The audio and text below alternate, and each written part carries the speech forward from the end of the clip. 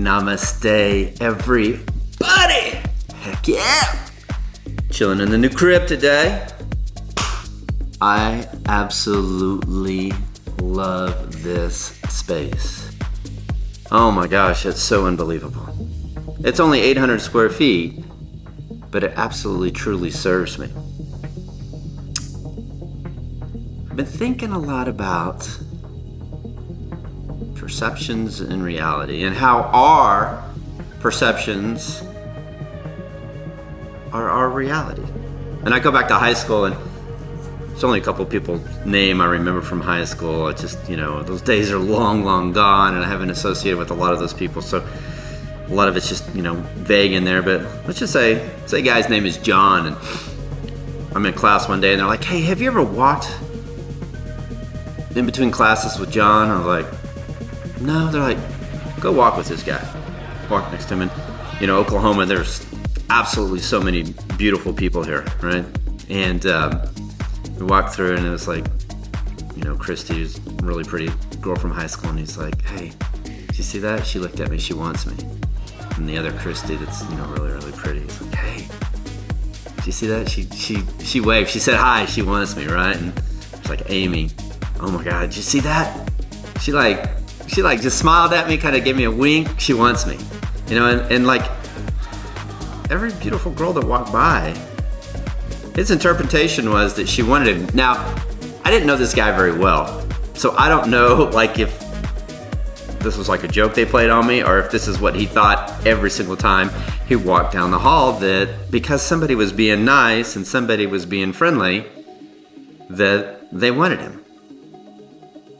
But it always kind of stuck in my mind, because a lot of times in our life, our perception is reality, and it is our reality. Now, that may not be the reality of somebody else, because all those ladies walking down the hall, none of them were interested in this guy sexually. They just were being nice and being friendly and courteous, right? And a few years ago, we moved out to Evergreen, Colorado, and there's an app called Nextdoor, and there's also a website. So if you're not familiar with Nextdoor, it's not available in every neighborhood, but basically like, hey, I need a local plumber, who do you trust? Or, hey, I need this trash removed, or I need this remodeled, or, hey, where's a good mechanic, or whatever it may be, right? But within your local community, you can reach out and have a resource and an opportunity to connect. Hey, well, I'm having a garage sale, or, I want to buy baked goods, or whatever it may be, right?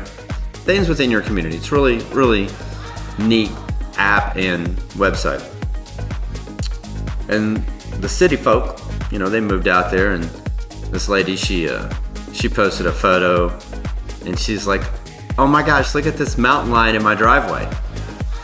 And the photo was of a bobcat, right? So if those of you aren't familiar, bobcat, mountain lion, like there's a big, huge difference, right? Everybody was nice, everybody was cordial, and they just said, ma'am, that's a bobcat, and then they would post a photo of mountain lions, right? Then there was a lady that had like a sliding glass door, and then she was like, oh, somebody lost their pet ferret, and here's my address, can you come over and get the ferret? It's here every day, trying to get in, and they're like, ma'am, that's a weasel, that's not a ferret. And of course, my favorite was the lady, also I think was a sliding glass door, that had a family of raccoons that would come up and visit her every night. And they're like, ma'am, those are not raccoons, those are skunks.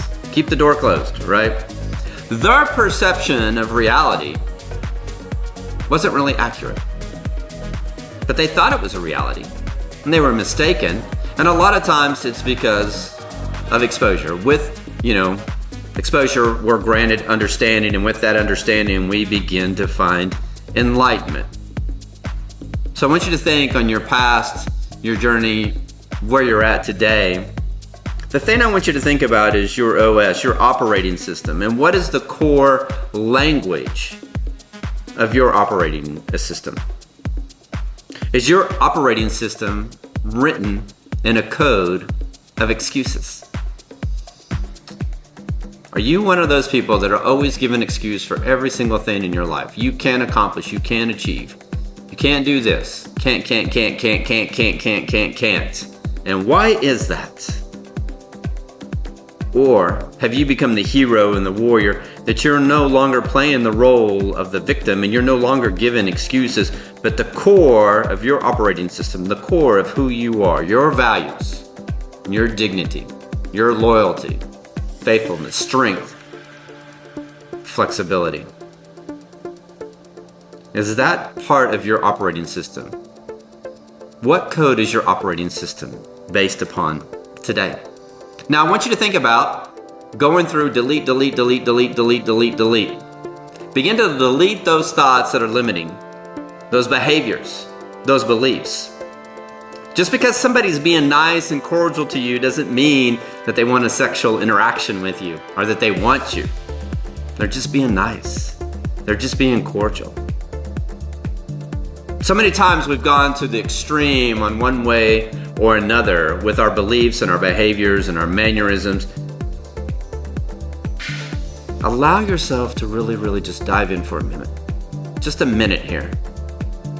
Just focus on your breath and begin to feel. For just a couple minutes, I want you to think less and feel more. And breathe. Breathe even slower and deeper. Right here, right now. Focus all your energy, all your effort, all your attention on your breath right here, right now. Just slow down. Allow yourself to be calm and relaxed. Because normally, in the day, we just kind of autopilot. We just get up and we go through a routine. I got to go to work. I got to do this. I got to do that. I got to get the kids ready for school, and I've got to go check all these emails, and I've got to interact with this and do this, and da-da-da-da-da. But we've never slowed down. I wouldn't say never, but most of the time we don't slow down like we should. To be present, to be in the moment. Delete. Begin to delete the code in your life that no longer serves you. Those people, those places, those objects, right? Somebody posted on Facebook the other day, what did she say about me?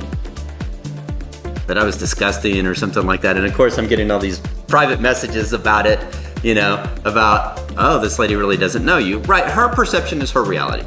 Maybe to her I am absolutely disgusting. And that's okay. I'm okay with that. Because I know at the core who I am, and I know the impact that I've made on so many other people's lives. Right?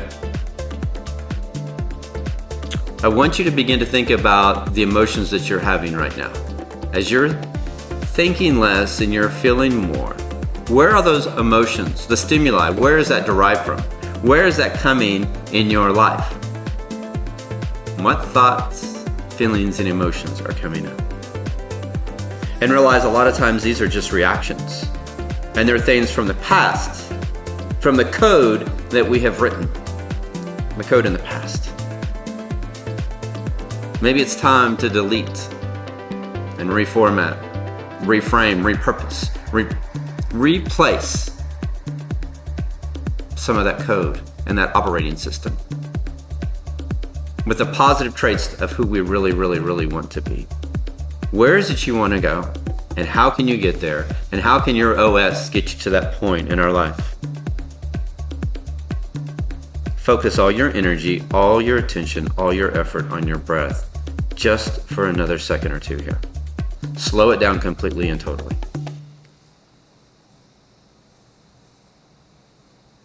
And begin to feel. Begin to feel alive and free, and bold and beautiful and elegant and creative and romantic and strong and resilient. And how empowering that is. Delete the code of those limiting beliefs, of the fear, the hate, the guilt, the shame. Delete, let it all go. Delete the code that is irrelevant, the feelings and the emotions that no longer serve you. And focus all on those aspects of how you can be the best version of yourself. Your perception is your reality. I love you guys. I hope you have an amazing day.